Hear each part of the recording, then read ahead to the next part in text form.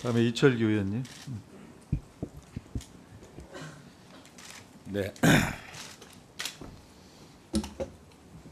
우리 박영선 후보자는 그동안 오랜 의정활동 기간 중 국민의 대표로서 공직 후보자에 대한 인사검증 과정을 통해서 대한민국 고위공직자들이 갖춰야 할 기본적 소양이라든가 또는 법적 도덕적 의무 기준을 설정하는 데 상당한 공헌을 해오셨습니다.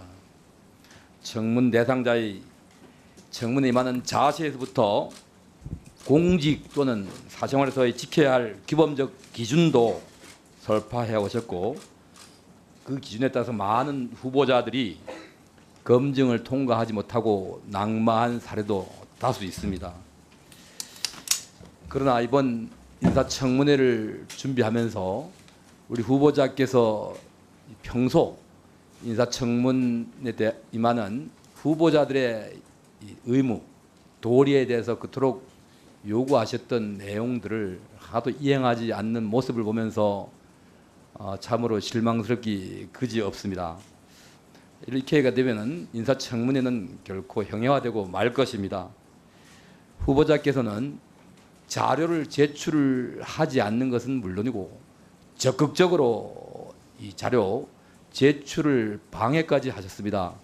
국세청에서 적어도 거부할 수 없는 자료를 요구했는데 특별히 이철규 의원실에 요구 자료는 제출하지 말아달라는 이 압력까지 행사했다는 이 이야기를 듣고 참으로 실망을 금치 못했습니다.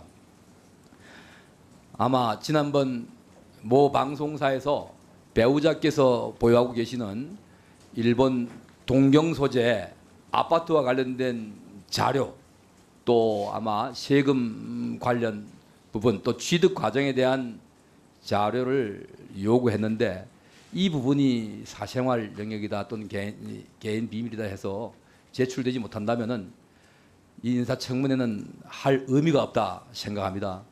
후보자께서는 평소 세금 탈루에 대해서 상당히 강도 높은 질타를 해 오셨습니다. 불과 30만 원 정도만 탈루해도 미국에서는 이 흠결이 있어서 장관이 될 수가 없고 낙마해야 된다라고까지 하셨는데, 일본에 있는 동경에 있는 배우자의 아파트에 대한 이 세금 신고 부분, 또 그다음에 취득 과정에서 신고서 내역이라든가 또는 송금 내역 등 이런 꼭 필요한 자료에 대해서도 제출을 거부하고 계시는데, 우리 존경하는 우리 위원장님께서 이 자료만큼은 반드시 오전 시간 내에 제출이 될 수 있도록 좀 지시해 주셨으면 감사하겠다는 말씀을 드립니다.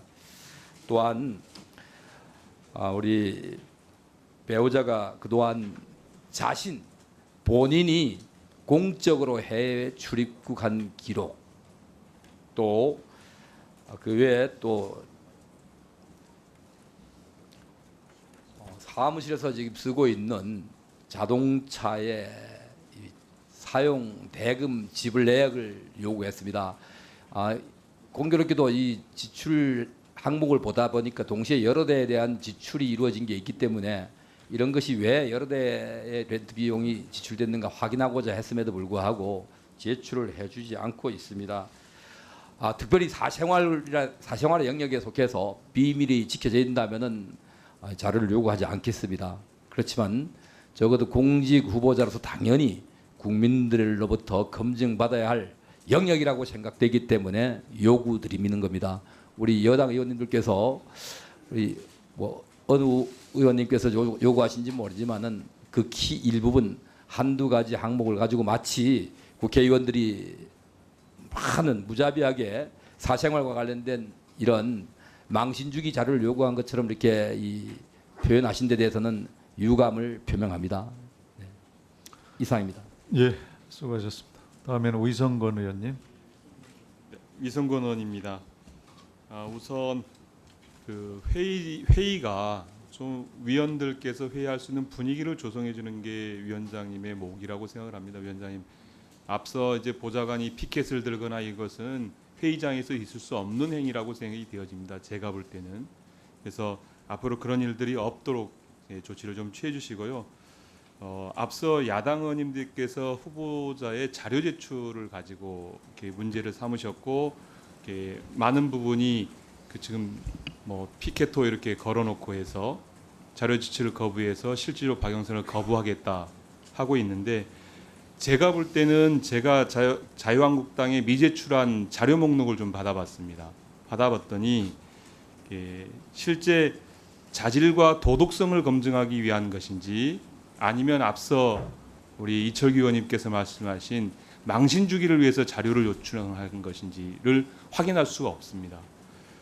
내용을 보면 그렇습니다. 후보자 자녀의 학비 및 교육비 지출 내용, 후보자 직계 비속이 다니고 있는 대학의 등록금, 연간 학비, 기숙사비, 후보자가 소속된 서울클럽의 후보자 배우자가 소속된 서울클럽의 소속해온 명단, 활동 내용, 연관 회비, 후보자의 아들이 초중학교 시절에 다녔던 장학금 목록, 최근 10년간 후보자가 각종 행사, 축사 및 격려사 전문 일체, 최근 10년간 후보자 및 배우자가 아들에게 송금한 내역, 장관 후보자 본인의 사촌관계 인적사항, 이름, 나이, 직업, 주소, 장관 후보자 자녀 학적 변동 상황 및 초, 중, 고등학교 생활기록부 4번, 성적증명서 4번 일부, 대학교, 대학원 학적부, 성적표 4번 일부, 후보자 혼인관계 증명서, 후보자의 실제 결혼 날짜 및 혼인신고 일자, 초혼 및 재혼 모두 포함. 마지막으로 이훈 의원님도 말씀하셨지만 후보자가 유방암 수술을 받은 일시 및 수술 병원, 이게 인사청문을 하는데 무슨 필요가 한지에 대해서 저는 궁금하고요. 그래서 그 장관 후보자께서는 관련되어진 자료 목록을 전부 여기 계신 산자위원 전부에게 제출 좀 해주시기 바랍니다. 네, 그래서 알겠습니다. 국민들께서 여기 계신 언론인들께서 실제 이게 정말 미제출된 자료가 인사청문회 정말 꼭 필요한 것이었는지에 대한 평가가 좀 필요하다고 생각합니다. 이상입니다. 예, 수고하셨습니다. 이연주 의원님. 네. 이 민주당 의원들께서 이 자료 제출 가지고 말씀을 하시는데 저는 저 같은 여성으로서 이 지금 이 제출 요구한 자료가 좀 사적 영역이다 이렇게 말씀을 하시려면 그냥 따로 말씀하시지 이렇게 공개적으로 자료 내용을 다 말씀을 해버리시면 저는 그게 더 굉장히 불편한 일인 것 같습니다. 예, 하여튼 좀 그거는 전 적절치 않았다 이런 말씀드리고요. 좀 따로 말씀하시지. 예, 그리고요. 그리고 이 공직 후보자로서 우리가 오늘 검증을 하는데요. 조용히 좀 해주세요. 검증을 하는데 이 내로남불적 태도에 대해서는 그것을 공직 후보자로서의 도덕성과 일관성 그리고 정직성에 대한 검증을 하는 겁니다. 그래서 뭐 저는 그런 자료를 요청한 적 없습니다만 뭐 어떤 의원님들이 씀씀이와 관련해서 전반적으로 알고 싶다. 과거에 후보자께서도 조윤선 전 장관에 대해서 그런 질의를 굉장히 훌륭하게 또 하신 적이 있기 때문에 그래서 아마 질의를 하신 게 아닐까라고 생각하고요. 어떻든 간에 저는 제가 말씀드리고 싶은 것은 이 정책 자료, 저는 주로 정책 자료를 요청을 했습니다만 이 정책 자료에 대한 자료 협조도 제대로 안 되고 있었어요. 그래서 저희가 성명도 내고 위원장님께 말씀을 드렸어요. 이거 이렇게 자료 제출에 대해서 협조가 안 되면 청문회를 연기해야 되는 거 아니냐. 우리가 뭘 보고 검증을 하는 거냐라고 분명히 말씀드리지 않았습니까? 그런데 위원장님께서 이 연기하는 거에 대해서 협조를 안 해준 것에 대해서 매우 유감스럽게 생각하고 지금 예컨대 말입니다. 제로페이 사용 내역에 대해서 제로페이에 대해서 그렇게 말씀을 하시는데 그러면 사용 내역을 달라라고 했더니 사례가 없습니다. 이렇게 되어 있어요. 사례가 없습니다.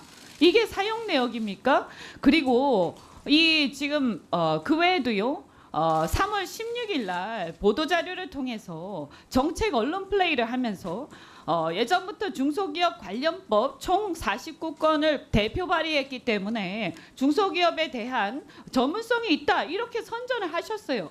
그래서 과연 그게 뭐냐 전문성이 있는지 검증을 해야 되니까 그걸 달라고 그랬습니다.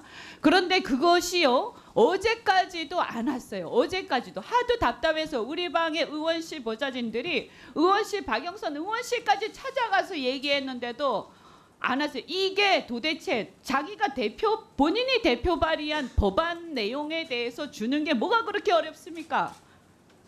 자료 굳이 찾지 않아도 그냥 다 얘기할 수 있어야 되는 거 아닙니까? 자기가 대표 발의했으면. 그리고요. 그래서 이거를 오늘 아침에 방금 전에 받았어요. 방금 전에. 이 열흘이 지나서 제출했어요. 이게 뭡니까 도대체? 자기가 대표 발의했다고 그러면서 그것도 중소기업 관련법입니다. 저는 이거 정말 이거는 그야말로요 무시하는 거든지 아니면 거짓말하는 거든지 도대체 이해를 할 수가 없고 이렇게 해놓고도 자료 제출에 대해서 협조를 안 한 게 아니다 이렇게 말씀하시는 건 말이 안 된다고 생각합니다. 지금 그 외에도 요청한 것들 중에서 정말 부실한 답변들이 있는데 오늘 청문회 끝나기 전에 점심 시간까지 다 제출을 좀 해달라고 말씀을 좀 해주십시오. 예, 수고하셨습니다. 다음에는 이제 곽대원 의원님 하시고 예, 박광규 의원님 하시고. 본 의원은 박영수 후보자에 대한 청문을 준비하면서 과연 이런 깜깜이 청문회 할 필요가 있는지 많은 회의를 느끼고 있습니다. 공직자 인사청문회는 후보자께서 원내대표 시절을 그렇게 말씀하셨어요. 청문회는 국민에 대한 권리이자 또 공직자로서 임무라고 말씀도 하셨습니다. 그래서 인사청문회는 자질이나 도덕성, 직무 수행 능력을 그래 국민을 대신해서 검증을 한다고 이렇게 생각합니다. 제가 박영선 후보자에게 그 정예세 탈루 의혹에 관해서 공개 질의를 한 바가 있습니다. 그런데 그 해명하는 과정 속에서 본 청문위원이 계산도 잘 못하는 상수도 못하는 그런 이제 위원으로 이렇게 치부되었습니다. 그런데 제대로 지금 이제 해명도 하시지 않으셨어요. 그렇기 때문에 제가 후보자, 배우자, 아들이 통장 입출금 내역을 주십사 이렇게 했는데 아직까지 내지 않았습니다. 그리고 이와 관련시켜서 정예수 탈루 의혹을 밝히기 위해서 아들이나 배우자 또 후보자의 입출국 내역을 자료 주십사 그것도 내지 않았어요. 그래서 이 문제에 관해서 오전 중으로 자료를 제출해 주시기 바라고 이렇게 후보자께서 자료를 제출하지 않고 이래 하는 것은 저는 청와대의 책임이 굉장히 크다고 생각합니다. 지난번에 보니까 박수현 전 청와대 대변인께서는 인사청문회 참고사항이라고 그러고 최근에 7개 그 부처에 관해서 후보자에 관해서 여러 가지 언론에 흠결이 발견됐다고 얘기하니까 그 사전에 다 알고 있었다. 이와 같은 청와대의 발언을 보면은 청문회는 하나만 한 거 아닌가 이렇게 생각이 듭니다. 그렇기 때문에 이것은 국회를 무시하고 좀 오만하게 이럴 데 없다. 불통의 정권이다 이렇게 생각합니다. 이것을 불식시키기 위해서는 후보자께서 청문인들이 요구한 자료를 성실히 제출하는 것이라 이런 생각이 듭니다. 그래서 이 청문회가 정말 후보자의 자질이나 도덕성 또 장관으로서 국무위원으로서 정책 수행력을 제대로 검증할 수 있는 그런 기회가 되었으면 합니다. 이상입니다.